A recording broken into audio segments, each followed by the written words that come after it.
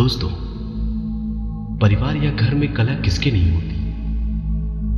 सभी के घरों में किसी न किसी बात को लेकर कचकच मची रहती है एवं मतभेद भी अवश्य ही बने रहते हैं। किंतु इसका यह अर्थ नहीं निकलता कि हम उनके दुश्मन ही बन जाएं, क्योंकि जब कभी आप पर मुसीबत आती है तो आपके घर वाले साथ मिलकर एवं डटकर उस समस्या का सामना करते हैं। अगर हमारे घरों में कोई समस्या है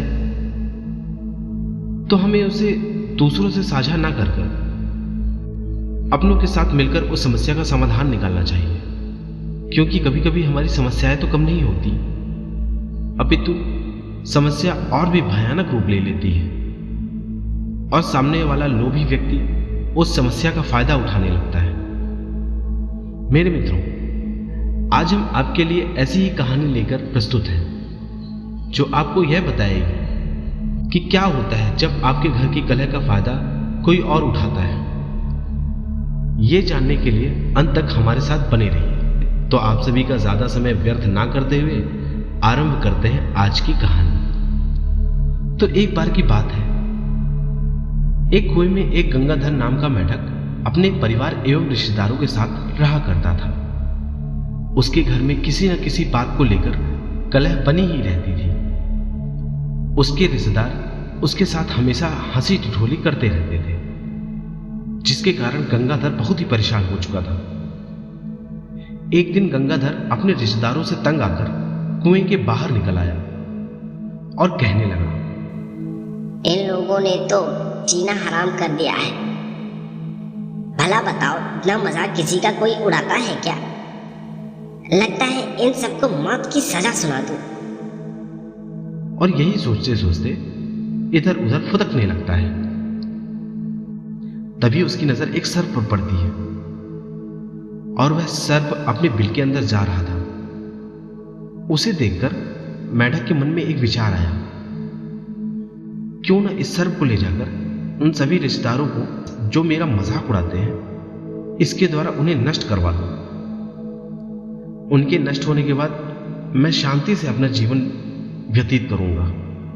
दोस्तों, कभी कभी हम अपने क्रोध में इतने अंधे हो जाते हैं कि हम सही और गलत के बीच का अंतर ही नहीं समझ पाते और क्रोध में लिए हुए फैसले हमेशा नुकसान ही पहुंचाते हैं। और कुछ फैसले तो ऐसे रूप ले लेते हैं जो आपके हंसते खेलते परिवार को पूरी तरह से तबाह कर डालते हैं। सर्प को देखने के बाद गंगाधर सर्प के बिल के पास पहुंचा और सर्प को आवाज लगाने लगा। बाहर से जब गंगाधर की आवाज आई तो सर्प ने कहा, कौन है ये जो मुझे आवाज दे रहा है?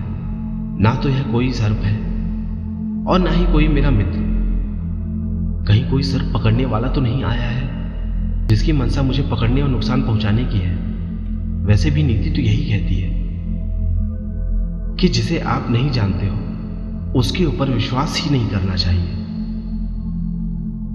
फिर पूछो तो कौन है? सर्प कहता है, कौन है भाई? कौन है जो मुझे आवाज लगा रहा है?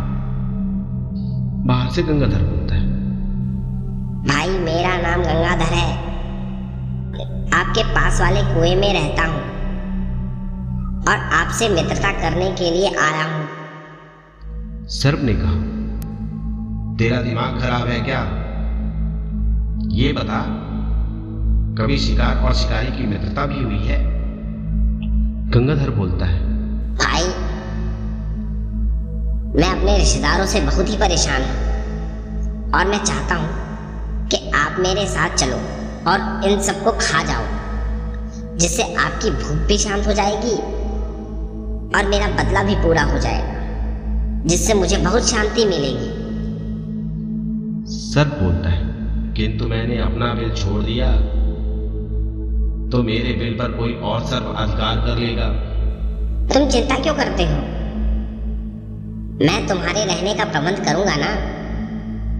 कुएं में एक बिल है, उसमें एक छिपकली भी रहती है। तुम उसी के साथ रहना और मैं जिसे इशारा करके बताऊं तुम उसे खा जाना।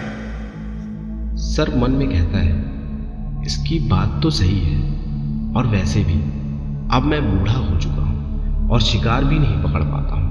अब यह मूर्ख मेढक मुझे स्वयं ही दावत दे रहा है तो मैं इसके साथ चला जाता हूं और अपना पेट भरता हूं। तब सर्प बिल से बाहर आया और कहता है, मेरा नाम नागेश है, मैं तुम्हारी बात मानकर तुम्हारे साथ ही चलता हूं, किंतु मेरी सारी जिम्मेदारी तुम्हारी होगी। गंगाधर कहता है, ठीक है नागेश भाई। अब गंगाधर और नागेश साथ में कुएं में चल देते हैं। गंगाधर नागेश को कुएं के बिल में ले जाता है अब और अपने परेशान करने वाले रिश्तेदारों को उसे इशारा करके बता देता है। नागेश ने एक एक करके सभी को खाना शुरू कर दिया। जब गंगाधर के सारे विरोधियों को नागेश खा गया तो गंगाधर ने नागेश से कहा, चलो मित्र, अब तुम्हारा काम खत्म हो गया है, अब तुम वापस जा सकते हो। नागेश एकदम क्रोध से भर गया और फटकारते हुए गंगाधर से बोला, अरे अब मेरे बिल में किसी और सर्प ने अधिकार कर लिया होगा, अब मैं कहां जाऊंगा? और तुमने कहा था कि मैं तुम्हारी जिम्मेदारी हूं, अब मैं यहीं रहूंगा और तुम मेरे लिए रोज एक मेढक का प्रबंध करोगे, अन्यथा मैं तुम्हें और तुम्हारे संपूर्ण परिवार को खा जाऊंगा। अब गंगाधर डर के मारे वहां से निकल गया और रोज नागेश के लिए एक मेढक का प्रबंध करता। मेरे मित्रों, गंगाधर ने परिवार के कलह से बचने के लिए क्रोध में एक रास्ता निकाला और वह रास्ता गंगाधर के गले की फांस बन गया। इसीलिए मित्रों, परिवार में कितना भी कलह हो, मिलकर एवं बैठकर सुलझा लेना चाहिए और एकजुट होकर साथ ही रहना चाहिए। अब जब रोज नागेश गंगाधर के प्रियजनों एवं मित्रों को भी खाने लगा, तब वह कहता है, हाय राम, मैंने यह क्या कर दिया? अनजाने में अपने क्रोध में मैंने अपने ही परिवार को नष्ट कर दिया, अब मैं क्या करूं? एक दिन नागेश गंगाधर के पुत्र को ही खा गया। अब गंगाधर बहुत ही दुखी हो गया। तब गंगाधर की पत्नी ने बोला, देखा, तुम्हारे क्रोध ने सब कुछ निकल लिया, अब चाहे जैसे भी हो इस समस्या का समाधान करो और हम सबको यहाँ से निकालो। ये सब करने के बाद भी हम सब तुम्हारे साथ हैं। गंगाधर को अपने परिवार का साथ मिलकर कुछ शक्ति मिली और उसने एक योजना बनाई।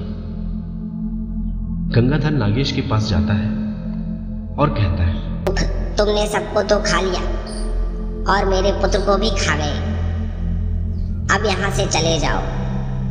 नागेश कहता है, चुप कर मूर्ख गंगाधर, मैं यहाँ से कहीं नहीं जाने वाला, मुझे और भोजन ला कर दे, अन्यथा मैं तुझे और तेरे परिवार को खा जाऊंगा। गंगाधर ने कहा, ठीक है, मैं तुम्हारे लिए बाहर से और मेढक लेकर आता हूँ। और गंगाधर नागेश के लिए मेढक का प्रबंध करने का बहाना बनाकर अपने परिवार को लेकर एक दूर तालाब में जाकर रहने लगा। जब नागेश को भूख लगी, अपने साथ रहने वाली छिपकली से कहा कि जाओ और गंगाधर से बोल दो कि मैं उसे और उसके परिवार को नहीं खाऊंगा।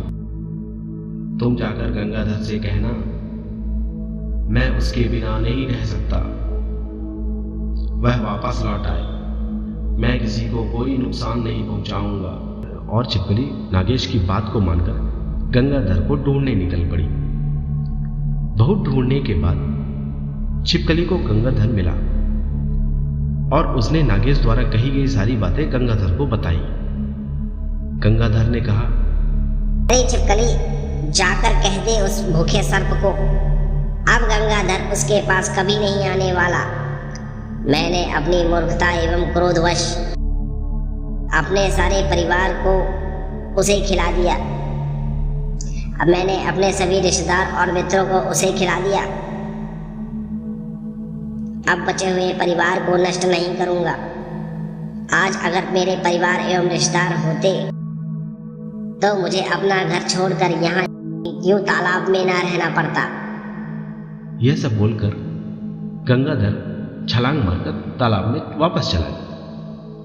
मेरे प्यारे दोस्तों, आज हमने इस मेढक और सर्प कहानी से जाना